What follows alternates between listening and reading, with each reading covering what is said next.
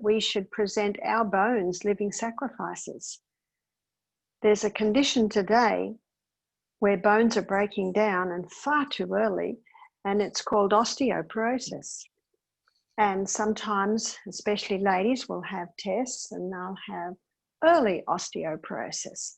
And the doctor suggests some drugs that are reportedly to strengthen the bones, but they actually do not. Why are bones deteriorating? Do you remember page 127 of the Ministry of Healing? In case of sickness, the cause should be ascertained. And as we've already looked at, sometimes it's not just one thing that's causing bones to deteriorate. It can be a multitude of reasons why bones are deteriorating, not just because of lack of calcium. And that's what we are told, that when we don't have enough calcium, then the bones deteriorate. Is calcium what bones are made of? No, it is not what bones are made of. Proverbs 14 verse 6 says, knowledge is easy to him that understands. So we need a little bit of an understanding on bones to be able to know how to prevent them deteriorating, to know how to strengthen the bones, because we are living machinery. And what that means is that we're constantly being remade. Our eye cells are remade every 1 to 2 days. The cells that line our gastrointestinal tract are remade every 3 to 5 days. Our liver cells are remade every 6 weeks. Our skin is remade every month, but our bones are remade every 3 months. So if this is true, and this is what science tells us, if this is true, then it surely wouldn't take long to get strong bones if our bones were not strong. So let's have a look at what bones are made of. We need to know what they're made of to know the conditions that they require to be strong. Bones are made of 12 minerals and 64 trace minerals. That's what bones are made of. And if you'd like to check this out a little bit more, there's a book called The Calcium Lie by Dr. Robert Thompson, and he goes into it in quite a bit of detail. His story is very interesting. He went through med school, he became a doctor, but he became very challenged because his patients were not getting better. They would be managed. He would see some improvement. He also found that the very drug that he would sometimes give had side effects. He also found that on some occasions the person would get addicted to the drug. He was so disillusioned with medicine that he was about to get out of medicine. Now, 7 years is a long time to study. So he decided to look into another avenue, and that was nutrition. And when he studied nutrition, his eyes were opened. And as his eyes were opened, he began to realize that he did learn all this in med school. But there's so much information that they have to cover. It is very difficult to retain every single thing that you learn. And often the things that are learned are the things that are known that are going to be examined on. And what he found was that bones are made of 12 minerals and 64 trace minerals. So it's not rocket science to determine that that's what our bones need. So what are these 12 minerals?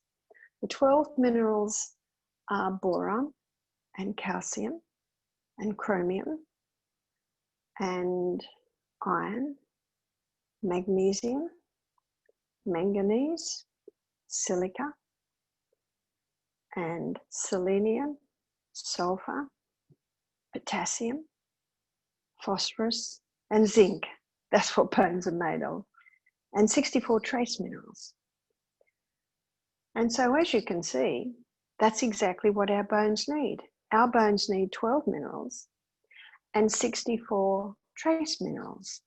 So where are we going to get this combination of 12 minerals and 64 trace minerals? Well, they are found in that exact proportion and in that exact balance in seawater. to the point that Dr. Robert Thompson, he maintains that seawater is the clearest indication of a creator God, because the minerals are in seawater in that exact proportion and balance. I've got some good news for you though. We don't have to drink seawater. But what we do need is the minerals that are in the seawater. So the seawater is dried, and then you're left with a salt. Unfortunately, the first two salts, or the first two minerals that crystallize when the water's evaporated, is sodium chloride. Sodium makes up about 30% of those 92 minerals that are found in seawater, and about 50% is chloride. So those first crystals formed are sodium chloride. So what man usually does is he scoops up those two minerals, those crystals, he bleaches it white, he puts aluminium with it so that it runs freely, and then he has the hide to call it sea salt. Often it's called table salt. That salt only has two minerals. And the Bible talks about salt that has that done to it. And it's found in Matthew chapter 5, verse 13, where Jesus is speaking. It's at the end of the Beatitudes. He says, "Ye are the salt of the earth. If the salt has lost its flavour," or what I should say is savour, that's exactly what the Bible says. It is certainly the flavour. But if the salt has lost its savour, wherewith shall it be salted? It is henceforth good for nothing but to be cast out and trodden under foot of men. Now, they're strong words, aren't they? Now, I would like to suggest that this table salt, with only two minerals, it's lost its savour. It's lost those other 90 minerals that are absolutely essential for correct balance. And the doctor is right. That table salt will cause high blood pressure, because those two minerals cause an imbalance of your minerals at the cellular level. And that imbalance has an effect to cause pressure to build up inside the cell. So there's your high blood pressure. We did talk about that when we talked about high blood pressure. Notice what the Bible says. If the salt has lost its savour, wherewith shall it be salted? It is henceforth good for nothing but to be cast out and trodden under foot of men. Now, this was really brought home to me when I was in Wisconsin in December. It was snowing, and they throw salt on the road to melt the snow so the cars can drive on it. So that salt is the table salt, is the sodium chloride, and it certainly was trodden underfoot of men. Now, God meant us to be taking food and salt and minerals in their proper, balanced form. Dr. Robert Thompson states that one small crystal, about the size of a sesame seed, on the tongue, give it a little crunch, and then drink your water. He says you do that every glass of water, and we should be having at least 8 glasses a day. He says when you do that, all you do is replace the minerals that you lost yesterday. You see, we're constantly losing minerals. So how do we lose minerals?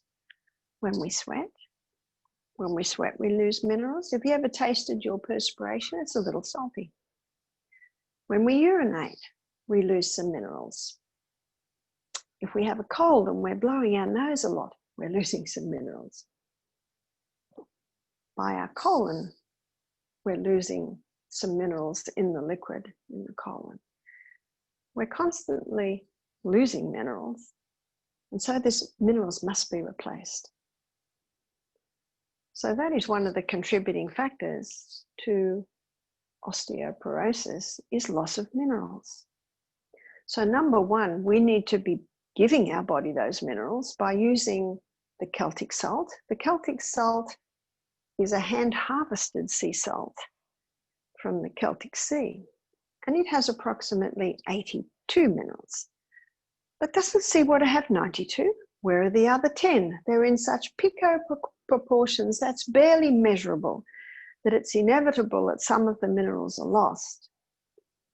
in the evaporation process, but 82 is pretty good. And those 12 minerals and 64 trace that I mentioned earlier, they are found in the Celtic salt. The next best salt, very similar and probably a little easier to get for most people, is the Himalayan salt, or often called the pink salt. The Celtic salt is a grey looking salt and the Himalayan salt is a pink looking salt. Those colours are the minerals. So having a small crystal of Celtic salt before every glass of water, and putting salt on your potatoes, in your food, in your lentils, on your avocado and tomato, on your spelt sourdough toast. Having salt like that is putting the minerals back in. So that's the main place that you will find a fantastic balance and supply of those minerals. The other place you'll find minerals in that proportion, those 12 main minerals and the 64 trace, is in dark green leafy vegetables. We have a lot of dark green leafy vegetables available today. Where I live, it is winter now. And in our garden, because of the ban on me in Australia, I'm able to spend a lot more time in the garden. So we are picking kale, we're picking rocket. Our celery has dark green leaves on it. The lettuces, we have several different varieties of lettuce, your spinach, your silver beets, your corianders. If it's summer where you are, you might be picking basil. All of these are dark green leafy vegetables, but another one that I think every home should have, and if you don't have a yard where you can grow, you can certainly easily grow this in pots, and that is parsley. My favourite is the Italian parsley. We just put it in everything. It's a great way to give a little mineral boost to your body. When you cook vegetables, you don't lose the minerals. You only lose the minerals if you throw the water away that you've cooked it in. When I cook vegetables, so for lunch today, I cooked Brussels sprouts and cauliflower and broccoli and carrot, and I cooked them in just a small amount of water. And when they had half finished cooking, I poured that water into the sauce that I'd made. I poured the sauce over them and I baked them. It's my husband's favourite. So I was able to retain all the minerals that were in those vegetables. These are just little tips to show you how you can boost the mineral content of your body, especially your bones. So dark green leafy vegetables, having the Celtic salt. If you can't get the Celtic salt, then the Himalayan salt. They are probably two of the best sources of minerals that you can take into your body. But what is happening today is that many people are partaking of things that are leaching the minerals out of the body. So we want to supply the minerals, but we also want to stop any leaching that may happen. Now, there's a few ways that minerals can be leached out of the body. And as I mentioned in our previous presentations, the 8 laws of health are the true remedies. So your bone cells need that oxygen. Your bone cells need you to have sunshine, and we're going to look at sunshine in more detail at the moment because that's another very important point with osteoporosis. But what I wanted to go to now is the 3rd law, which is temperance, not taking anything into the body that will harm it and taking in moderation the good things. So let's particularly look at temperance in the light of osteoporosis and what leaches minerals out of the body. Refined sugar leaches minerals out of the body. I'm not referring to honey or maple syrup or the palm sugar. The palm sugar is just the crystallized nectar from the palm flower. No, I'm referring to the pure crystallized acid that's been extracted from the sugar beet or the sugar cane plant. The minerals have been taken out, and what you're left with is a pure acid. When refined sugar gets taken into the body, one writer explained it like this. He says, sugar goes into our body naked. And when it comes into our body, it dresses itself with our minerals. And when it leaves our body, it is better dressed than when it came in, dressed with our minerals, particularly our calcium and our magnesium. The other that can leach the minerals out of the body is caffeine. Caffeine is another toxic poison to the body, and often it takes minerals onto itself, and the body gives it those minerals to calm it down so it won't harm you so much. Both refined sugar and caffeine create a highly acid environment in the body. Also, when meat breaks down in the body, it gives off an acid residue, and that acid residue is sulfur. Meat, when it is taken into the body as food, it only burns at 58% fuel. That's a 42% waste, and that waste is a sulfur waste, which is a highly acidic effect on the body. The most alkaline mineral is calcium. So when there is an acid environment, the body takes calcium phosphate from the bones into the blood to bring back a balance, because acid alkaline is very important in the proper running of the human body. Our blood on a pH scale, which is the scale that measures acid alkaline, it should be between 7.34 and 7.5. If blood pH drops down to 7.22, that person will go into a coma and die of acidosis. But if blood pH goes up to 8, that person will go into a coma and die of alkalosis. So there can't be much variation there. And our lungs and our kidneys are constantly working to keep the pH in the blood where it should be. The blood must be at that pH. And praise be to God that our liver and our lungs, our kidneys are constantly keeping it within that range. But if blood pH goes too acid, why would it go too acid? Because of too many acid-forming foods, too much meat, too much sugar, too much caffeine. And the lungs and the kidneys are struggling to keep it within that range. Then the last resort buffer system is called on. The calcium phosphate, the most alkaline minerals, is pulled out of the bones to negate that dropping acidity condition. So a person can develop osteoporosis purely because they're having too many acid-forming foods, which demands this calcium to be leached out of the bones. Let's have a look at what else is acid-forming. Alcohol is acid-forming, tobacco is acid-forming. In fact, all environmental poisons have an acid effect on the human body. So when we look at temperance in the light of osteoporosis, we need to stop all of the things. The refined sugar, the caffeine, that's tea and coffee and Coca-Cola and Pepsi and chocolate. All of those things create an acid environment in the body. Let's go back to sunshine. How does sunshine strengthen bones? The ultraviolet rays from the sun hit the skin, and they convert a form of cholesterol just under the skin to vitamin D. Vitamin D is essential for the assimilation and the utilization of calcium in the body. Notice we need a few things there. We need nice levels of cholesterol in our body. When we looked at heart health, we also looked at the fact that cholesterol is not the cause of heart disease. I related a few books to you, like The Calcium Lie by Dr. Dwight Lundell, the Cholesterol Lie. The Calcium Lie is Dr. Robert Thompson. Let's go back to cholesterol.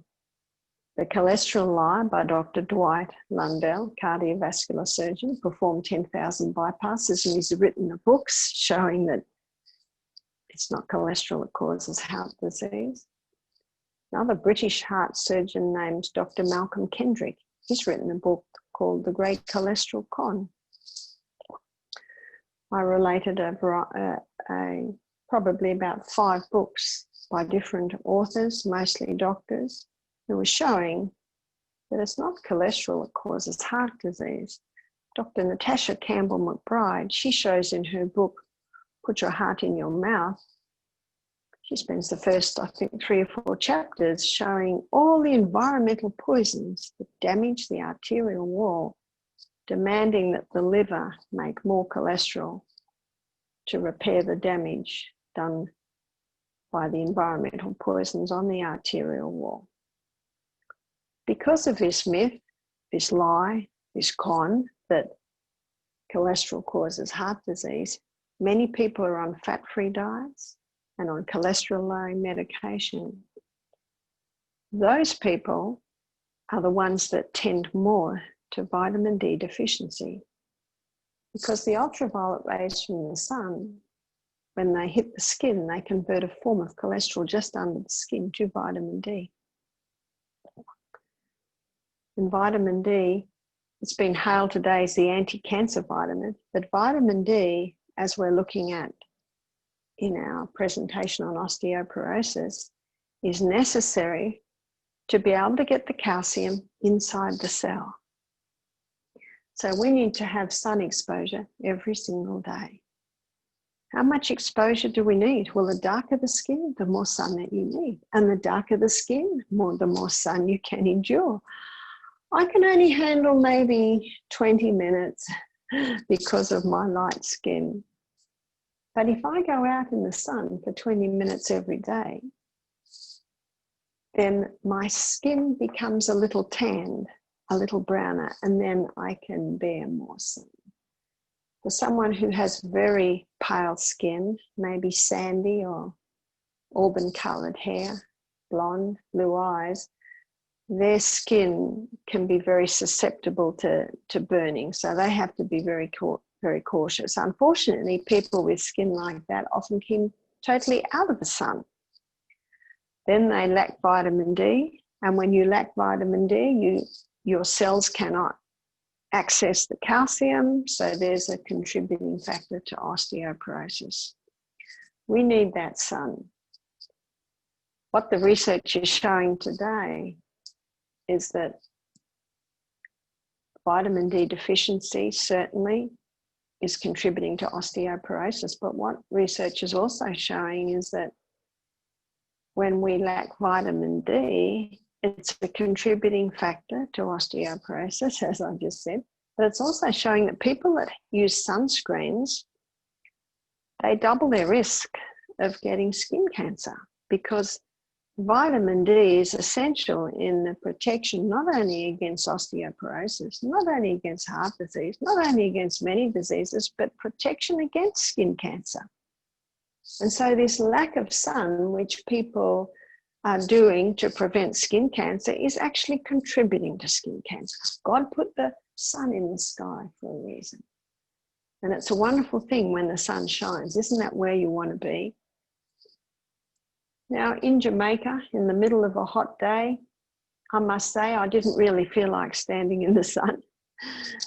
But I'm sure in London, when that sun comes out, that is where you want to be. There are some beautiful parks in London. So please, if you work in London in offices, go outside as much as you possibly can. Please have your lunchtime in the park and pull your shirt up so your skin, your chest, your face is getting sunshine. In his book, Better Eyesight Without Glasses, Dr. William Bates, he showed that our eyes need sunshine. So sunshine is very, very important. What if you can't get sunshine? Well, my suggestion is you make steps to ensure that you do get sunshine. See, the history of London is that in I think it was the 1890s, 80% of children living in North London had rickets. And it wasn't till about 1920 that medicine and science acknowledged that rickets was a vitamin D deficiency. Research today now is showing that rickets is returning because people are not getting enough sunshine. They've been scared away from the sunshine because of skin cancer. I know in Australia, we've gone from one extreme to another. Australians used to have too much sun, and 6 to 7 sunburns in your lifetime can double your risk of skin cancer. Every time you burn your skin, you damage your skin. So yes, please protect yourself against burn, but that doesn't mean you stay right out of the sun. In Australia, every playground in schools has shade over it. Children cannot go outside unless they've got hats and sunscreens on. And yes, rickets is returning. Another reason why rickets is returning is children aren't climbing trees anymore. They're not outside. They're inside playing computer games. They're inside watching television. They're inside on Facebook or Instagram. I think that's more a later one. That's why I have said to parents, it's very, very important that you restrict technology exposure in your home, not just to the children, but also to yourself. We also looked in an earlier lecture that when your eyes have exposure to the screens after the sun goes down, it gives a message to your brain to wake up. So it's a contributing factor to insomnia. If you can't sleep at night, please don't open your phone.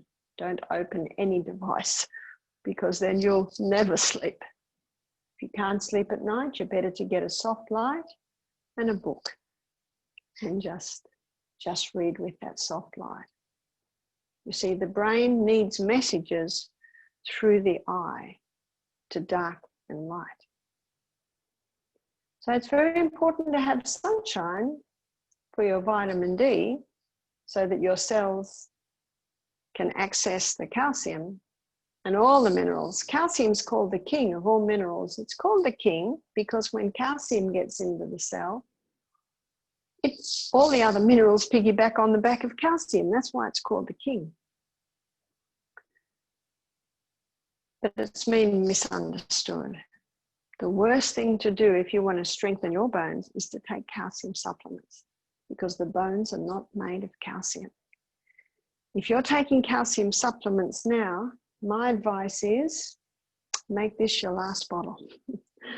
In fact, Dr. Robert Thompson, in his book, The Calcium Lie, he maintains that taking calcium supplements even contributes to osteoporosis because it's causing this imbalance, but also causes calcium deposits to build up in things like bone spurs, even contributing to cataracts on the eye and build up in the arterial wall, contributing to osteoporosis.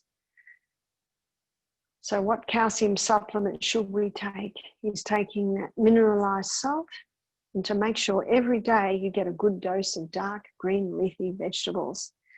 If you can't get dark green leafy vegetables that day, then it's important that you take a green barley supplement, mix it in a little bit of water, something like that. But get those, make sure you have those minerals.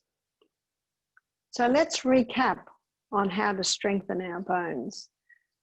We need sunshine. We need it every single day, but not through glass. Sunscreens block UVB rays, ultraviolet B rays, and sunscreens block UVB rays. And we need those UVB rays because it's the UVB rays that hit the skin and is converted to vitamin D. So make sure you have the window open and that you're outside to get your sun. Your very famous nurse, Florence Nightingale. I don't know if you've ever read of her. When I was in London, I went to the Florence Nightingale Museum. Fascinating story. She spoke much on sunshine. She says in her book, Notes on Nursing, what it is and what it is not, She says, never should the patient be out of the sunshine. We know so much more today on the value of sunshine, but she just observed that people recovered with the sunshine. That's why with this lockdown that's happening with the COVID-19, the worst thing a person can do is shut themselves indoors. They need to get outside and get the fresh air and the sunshine. Please, no masks, no masks. I can understand maybe a mask in someone who's got a bad cold, but it doesn't mean everyone has masks. We need the fresh air, we need the sunshine to strengthen our bones. We looked at temperance, we looked at the things that we must stop because they are leaching the minerals out of the body. Not only do dark green leafy vegetables give you that good range of minerals, but the dark green leafy vegetables are highly alkalizing, which helps to bring that pH balance back. It's important to go to bed early because remember, it's between the hours of 9 and 2 that the hormones are released that are responsible for rest and rejuvenation, and in this respect, strengthening the bones. I trust everyone's been practicing. Remember what you can do. It's 8 p.m. and 4 a.m. or 9 to 5. That's my favorite, I think. Or at a stretch, maybe 10 to 6 a.m. Those hours are necessary for the body to be strengthened and recharged. Now we come to the next law, which is I think it's our 5th law, which is exercise. When we exercise, we build muscle. I think everyone knows that. Strength comes by exercise. There is no other way. But something else is strengthened when we exercise, and that is bones. So what is the best and most effective bone building exercise? Well, it's the strength training. Does that mean we have to do weights? Well, you can do weights, but I like to do a form of bone building, muscle building exercise where I use jumping against gravity to strengthen the muscles and the bones, and that's the rebounder. The rebounder or the trampoline. One lady said, I've got a trampoline. I said, yes, but you probably will never go out there. But if you have a rebounder, it's in your lounge room, and you're more likely to do it. So when you're jumping on the rebounder, every jump, so when you leave and you're going against gravity and then you're coming with gravity down and you hit the mat, the beauty of that mat, it's totally different to say skipping or jumping on the ground. It has a shock absorber effect. So it does not have any jarring effect on your joints, on your bones. It has this lovely gentle cushioning effect. So there's no jarring. And then you leap up again, and once again, you're going against gravity. I like to do 10 jumps with my arms out and my palms down. And when I'm doing that, I am strengthening my tricep, so my bicep muscles. And then when I'm jumping on the little rebounder with my palms up, I'm strengthening my tricep muscles. So palm down, bicep, palm up, triceps. But not only that, I'm strengthening the bones inside of my arms. When I'm leaping, I'm using my thigh muscles, but also my femur. That femur, which is behind my quad muscles in my thigh, strengthening the bone. Have you noticed that the biggest bone in the whole body is the femur? And have you noticed that the biggest muscle mass in the whole body is your thighs? The reason God did that is because He wanted us to bend and lift using strength from our thighs.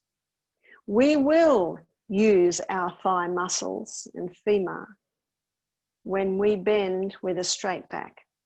So it's very important to bend with your back straight. Sometimes your knees bent, depending on what you're lifting. Well, if you're lifting, you definitely will have to bend your knees to get down and up, but keep that back very straight.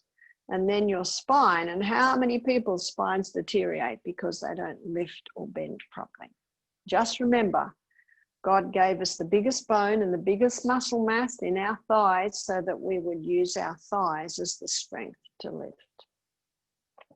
So your rebounding is one of the best, really, bone building exercises. Yes, you can jump on the rebounder with weights if you want to give an even, have even a little bit more weight. So every day we should be doing that, because when we build our bones will not deteriorate. And if you have osteoporosis, this is the best way to build that bones, is exercise. Many times I have discussed the importance of balance, because the body runs according to precision balance. And in my last lecture, we looked at Proverbs 11 verse 1, where we looked at that the false balance is an abomination to God, but a just weight is his delight. And I also suggested that false balance is an abomination to us, but a just weight is our delight. And when you get this mineral imbalance in the bones, that is when osteoporosis can set up. So we need that precision balance. In my last lecture, I talked about hormones. And in my hormone presentation, I showed how plastics, chemicals, environmental poisons, the contraceptive pill, all cause an imbalance in hormones.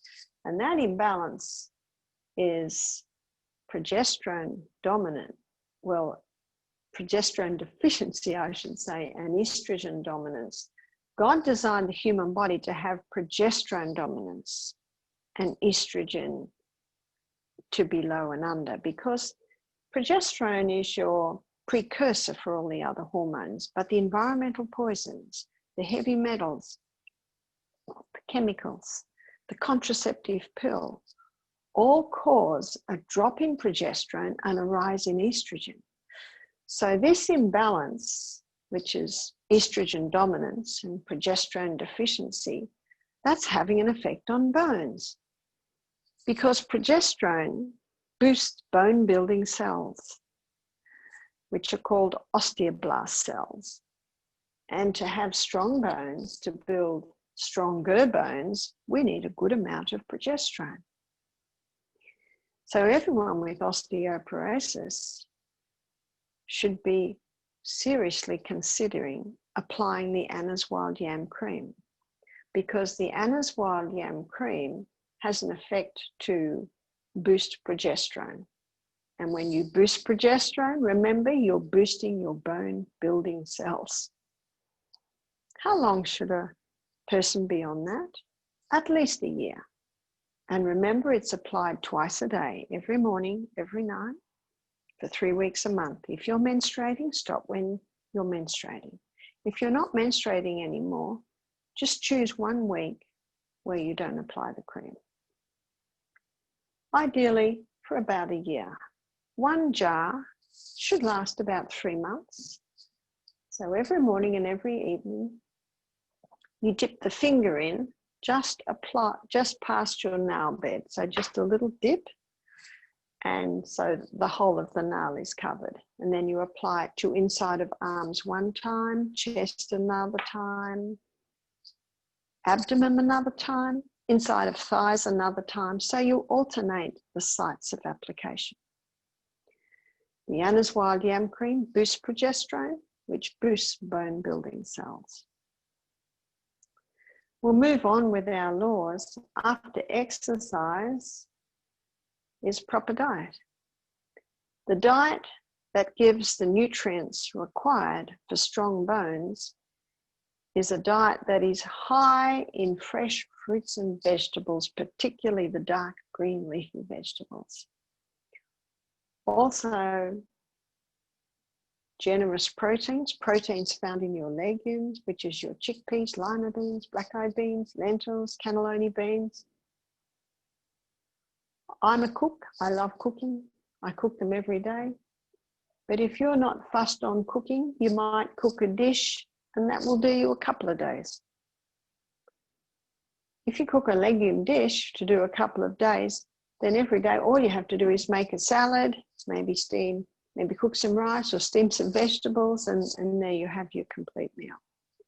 I think a nice ending to a meal is 8 to 10 nuts, maybe a few seeds as well. Then you're getting adequate proteins. And the proteins are necessary because they're the building blocks of the whole body. The crossword bands of the DNA is made up of amino acids. The new cell is built up of amino acids. These are all a breakdown from the protein that we eat. Grain does have some protein, but earlier in our presentations, we talked about the danger of wheat and how the wheat has been changed. So you're far better to go your gluten-free grains. So rice, quinoa, buckwheat, millet.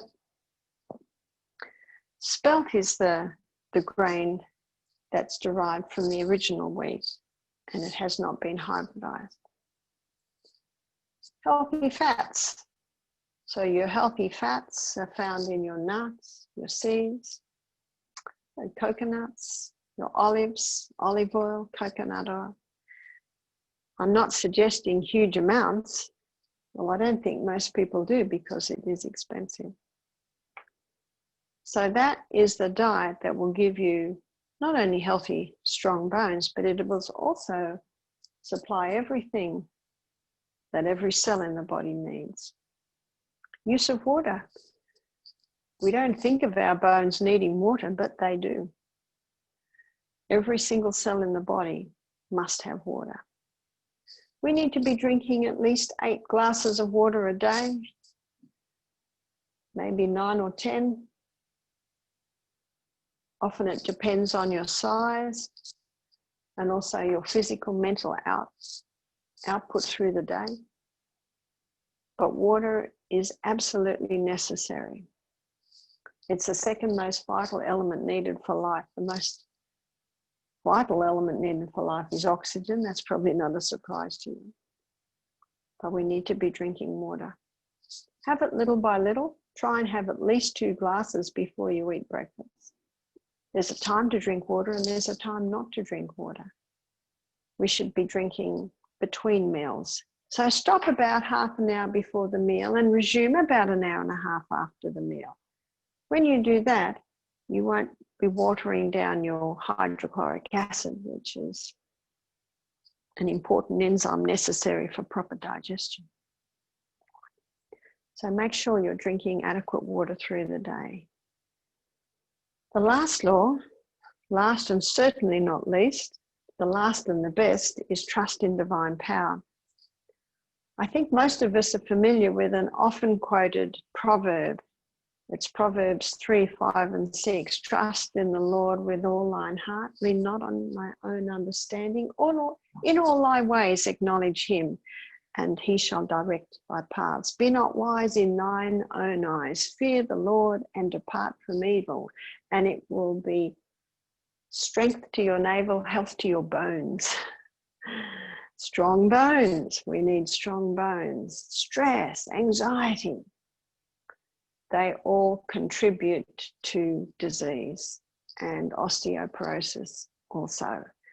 In John chapter 14, it starts with, let not your heart be troubled, neither let it be dismayed. Believe in God and believe also in me. In my Father's house are many mansions. If it were not so, I would have told you. I go to prepare a place for you, and if I go, I will come again and receive you unto myself, that where I am, you may be also. And then further on in John chapter 14, around verse 27, Jesus said, peace I give you, my peace I leave with you, and not as the world giveth I unto you. Let not your heart be troubled, neither let it be dismayed. And a very good piece of advice to counteract worry is 1 Thessalonians 5:18, where the Bible says, in everything give thanks, for this is the will of God in Christ Jesus concerning you. So once again, we have applied the 8 laws, which are the true remedies, to a specific disease, which is osteoporosis.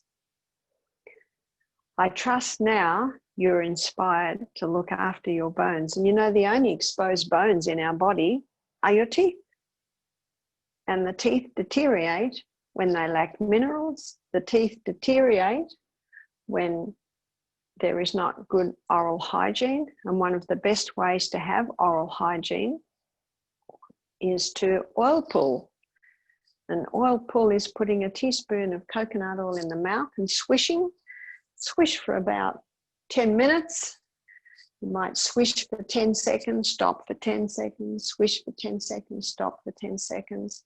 And after 10 minutes, then you go and release it out on the grass. Don't release it down the plug hole, because if you release it down the plug hole, the coconut oil will go hard in the cold pipes and plug up your pipes. And that is not much fun. So please release it out on the grass and then rinse your mouth a couple of times with water and release that out again.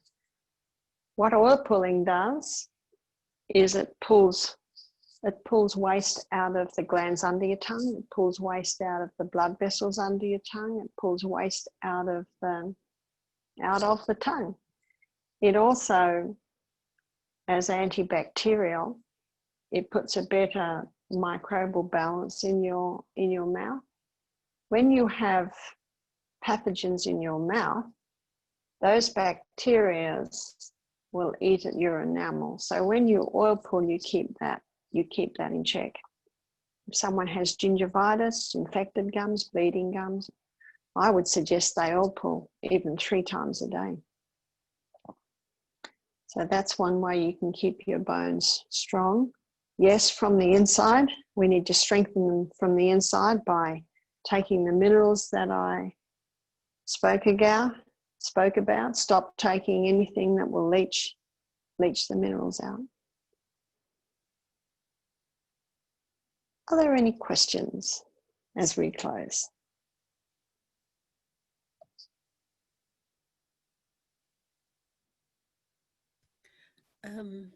Morning, Barbara. I just wanted to find out about the salt and high blood pressure. If one has high blood pressure, should they be taking a bit of salt? Does that not cause... One of the causes of high blood pressure is an imbalance in and out of the cells, and that's how the table salt contributes to high blood pressure, because it's not salt in its balanced form. Dr. Lilangri is a French doctor who has written several books on salt. He says that when he has a patient with high blood pressure, he puts them on the Celtic salt, because the Celtic salt is a balance of all of the minerals. Now, if someone has high blood pressure and they have stopped salt, my suggestion is start very, very slowly, because that body's not used to salt. So you can see what I mean. Someone with high blood pressure, they need balance, and the Celtic salt will bring back the balance. Okay, thank you. Can you please tell me what is barley supplement, please? Most health food shops sell green barley powder. So this is the powdered shoot of the green barley plant. All right. And is there anything to apply on this sunburn skin, please? On what skin? Sunburn skin, because when you go in the sun the best thing, of course, is to not be burnt. Stay in the shade or wear a long sleeve. But if you do get sunburnt, the very best is aloe vera. I think every home should have a pot of aloe vera on their veranda, even in this, it'll grow in the lounge room.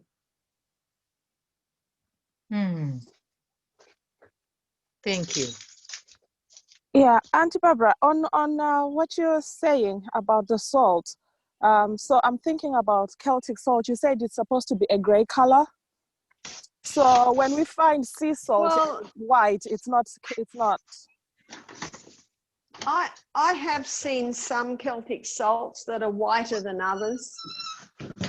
If you buy a salt and it says sea salt, get the phone number of the people that make the salt and ask them for a mineral analysis of their salt.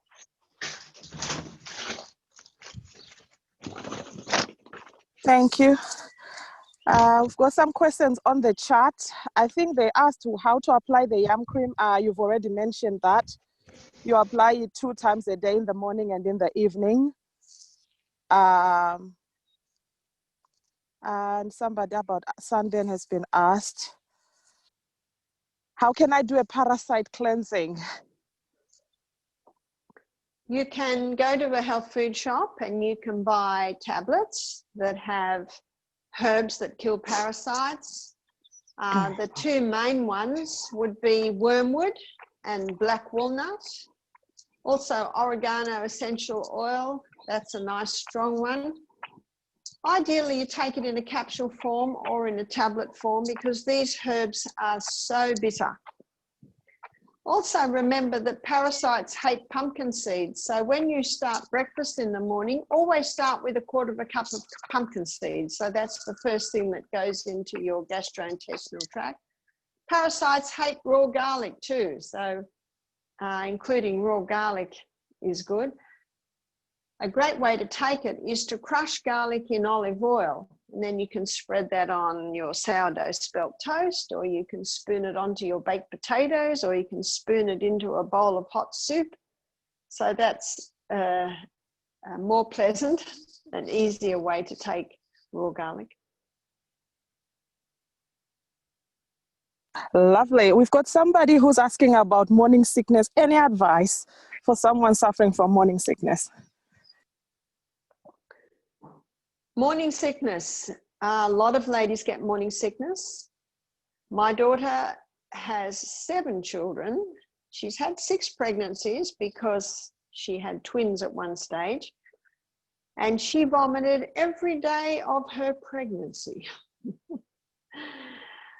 She had a very severe case. Now, I have known some women to conquer their morning sickness by taking magnesium. I have known other ladies to conquer their morning sickness by having an adjustment at the chiropractor. Sometimes the spine is a little bit out of place. Sipping on fresh ginger tea can certainly relieve the nausea. So different things work for different women, and then there is the odd case where nothing seems to work. Amen. Thank you. There is, okay. You talked about calcium supplements, and I think Elder Wilson mentioned liquid calcium as a better option than to take the tablets. There is no need to take calcium at all because the bones aren't made of calcium. We need to take calcium into our body the way it's found in nature, which is in the Celtic salt and with dark green leafy vegetables. Okay, thank you. Any other questions? Go ahead. Yeah, how about this thing of putting a grain of salt on your tongue and drink water? I didn't hear that one. Okay, that's exactly what you do. You put a small crystal of Celtic salt in your mouth, then you drink your water before every glass of water. And because of the 3 magnesiums in the Celtic salt, when you drink that water, the magnesium pulls the water inside the cell. It's the quickest way to hydrate the body, is that little bit of salt. And Dr. Robert Thompson maintains that having a small crystal of Celtic salt before every glass of water just replaces the minerals that you lost yesterday. Okay. Now, if you think that you're going to get into trouble from your doctor because you're having salt, you can truthfully call it a mineral supplement. Yeah, because I was thinking of the high blood pressure. That's right. It'll resolve high blood pressure because it's minerals in a balanced form. Where do I get that kind of salt? I've never heard of that kind of salt. You probably need to investigate because I don't live in England. I do not know the hows and the wheres, but I'm sure you know a teenager who can Google things really easy and look for the Celtic salt. And if that's a bit difficult, the next best is the Himalayan salt. I can do that with the Himalayan salt. Yes, you can get it from. Yes, you can. No, I have that. I have that. I just wanted to do that because I've got high blood pressure. Can I ask also, what about the black salt? Does that also work the same as the Celtic salt?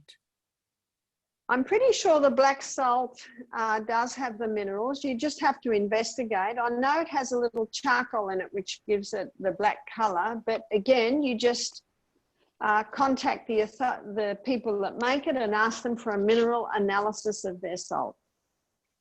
Okay, thank you. There's somebody who's my son has nosebleeds frequently. What can I give him to help? Well, in case of sickness, we need to ascertain the cause. How long has he had nosebleeds?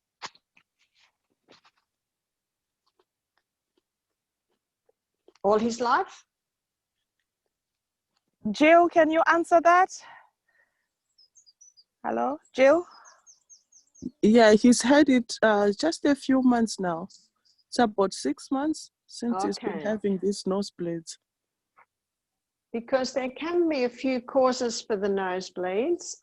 I have seen children develop nosebleeds after breathing in chemicals or molds. Molds can do it.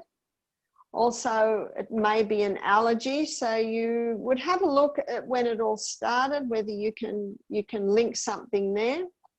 Now, there is a most unpleasant thing that can be done, which most people do not want to do, which will stop the nosebleed, and that is sniffing up a little cayenne pepper. But probably if it's a small child, they would prefer it if you just put a little bit of pressure on the top part of the nose, just here. That can sometimes do it. Putting ice, because ice constricts the blood vessels. Ice pack there can do it. So if I was the boy's mother, I'd write down exactly when it happens. And sometimes you might be able to link it something. It might be an allergy to a food that they're eating. So you would investigate that. Can I comment on that? My son he suffers from lots of nosebleeds, and we found that having too much tomato in his diet was a trigger, and things like eggplants. So if you keep a food diary, you might work out what his food triggers are. Okay. That's a very good idea. Yep. Thank you. Okay, we've got someone asking, they have bad knees and they want to do exercises. Okay. What do you recommend? One of the main causes, remember in case of sickness, we ascertain the cause. One of the main causes, there's a few causes for bad knees. One can be carrying too much weight because knees don't like excess weight. Another can be often runners who ran on a lot of tar and cement when they were younger. Jarring the knees can set up for knee problems later in life. So there can be a few reasons why. So if it's because of excess weight, then it's important that a weight loss diet be implemented to get that excess weight off. Exercise is important. So the 3 types of exercise that are not going to put excess weight or jarring on the knees are swimming. Now, I have a friend and she's in her mid-70s and she lives in Scotland and she swims every single morning. Now, she's not swimming in the freezing cold, I think you call it a loch, is that right? Or we call it a dam. she swims in a heated pool. So swimming, because there's no pressure on the knees there. The other is exercise bike. On an exercise bike, you haven't got the weight on the knees. And the other is rebounding, because there's no jarring with the rebounding. Wow, thank you. I think somebody was asking about the minerals. They said they didn't get all the minerals. And of course, you've already mentioned them, but you can get all the minerals by having the Celtic salt every day and by having dark green leafy vegetables every day. But we also looked at stopping things that leach the minerals. So all the caffeines, the refined sugars, alcohols, meat, dairy, they all leach minerals. Okay.